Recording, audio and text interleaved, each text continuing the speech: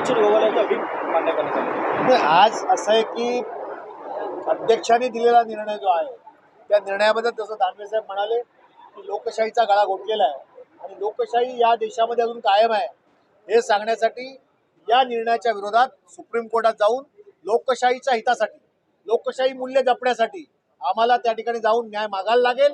निश्चित सुप्रीम कोर्टामध्ये गेल्यानंतर याच्याबद्दल निश्चित न्याय मिळेल असा विश्वास आम्हाला।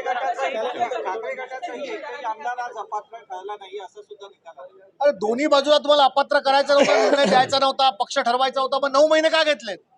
9 महिने विधानसभेच्या कामकाजातला वेळ घेतला, या ठिकाणी आमचा वेळ घेतला, महाराष्ट्र जनतेला टांगणीवर ठेवलं। नेमकं केलं काय, कशासाठी केलं? मग टाइमपासच बनवलं ना याला की ज्या कारणासाठी आम्ही सुप्रीम कोर्टामध्ये गेलो आणि सुप्रीम कोर्टामध्ये आमची मागणी अशी होती की शेड्यूल 10चं उल्लंघन झालं म्हणून यांना अपात्र करा आणि माननीय सुप्रीम कोर्टाने माननीय अध्यक्षांकडे याबाबतचा निर्णय सोपवला आणि माननीय अध्यक्षांनी आज जो निर्णय दिला तो म्हणजे 9 महिने जर आपल्याला या सगळ्या याचिका खारिज करायच्या होत्या तर 9 महिने का घेतलेत? आणि दुसरं असं आहे की लोकशाहीचा गळा घोटलेला आहे।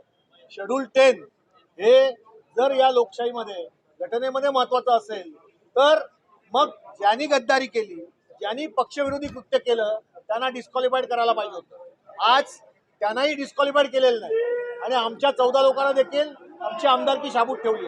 याचा अर्थ काय? महाराष्ट्र जनतेने नेमकं समजायचं काय? आणि म्हणून ज्यांनी पक्षविरोधी कृत्य केलं त्यांना डिस्क्वालिफाईड करायला पाहिजे होतं। सुप्रीम कोर्टाने हे सगळं सांगितलेलं आहे, त्याच्या विरोधात जाऊन आज अध्यक्षांनी निकाल दिला। हे महाराष्ट्राच्या राजकारणामध्ये आणि या लोकशाहीला घातक आहे, ही दुर्दैवी आहे।